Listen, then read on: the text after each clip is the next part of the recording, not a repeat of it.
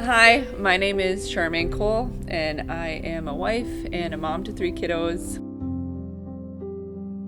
My second daughter, Taylor, she was born completely healthy, textbook delivery, probably the calmest delivery of all of our kids, and we took her home, we brought her in for a well check, and she was great.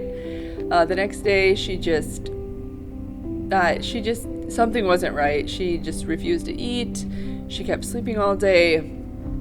And there was one point where I just said, let's go check her out, thinking maybe she had lazy jaundice or something and just needed some lights and a checkup. So we took her in, and she stopped breathing on the table, and we had the care flight team brought into Watertown, and they took her to Sioux Falls.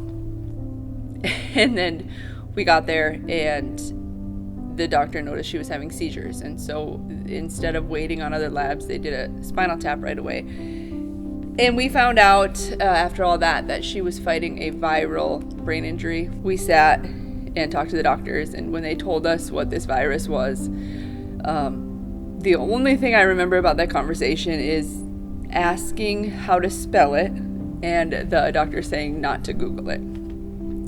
So we knew it was probably a significant problem that we were dealing with. And the shifts went by. We were there for 11 days, and when that doctor came back on shift, she came in and she said she was shocked to see us. And it wasn't because we were still there. It was because she was sent to the NICU, assuming we would not survive the night. We've seen the miracle. Taylor came home from the NICU at 16 days old, and our life has never been the same.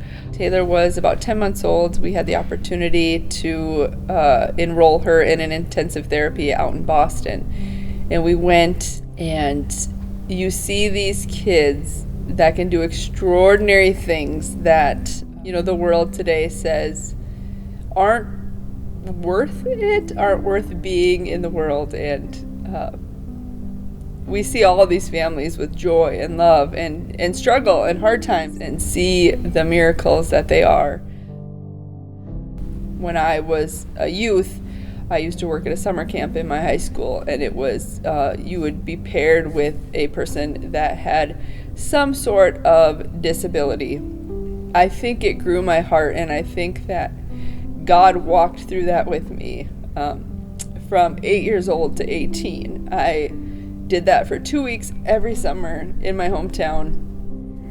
There was a point when I was dating my husband. Every time I would see someone with a different ability than us, I would always intentionally go up and talk to them. My husband would always say to me, in preparation for our marriage, he's like, God is going to give you a child with Down syndrome or, with some sort of disability because of how you care for these people.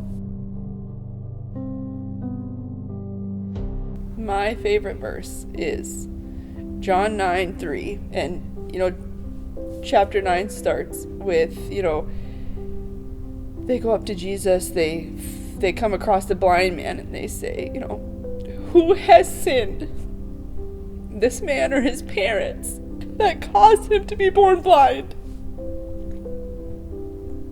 And Jesus responds immediately. He said it was not, he didn't sin, his parents didn't sin. He was made this way so that the works of God can be displayed in him. And I know without a doubt that my daughter was put here so that we could share Jesus with other people, through meeting her, through knowing her, through understanding what she survived, through watching the battles that she continues to deal with her immune system, and just everything that she has come across in her life. The fact that she's still here is the miracle. And,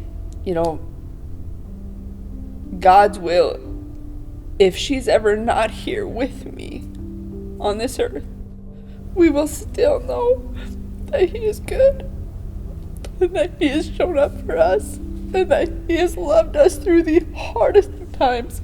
The joy of trusting Jesus and loving him and having a relationship with him is that we all get to be together again.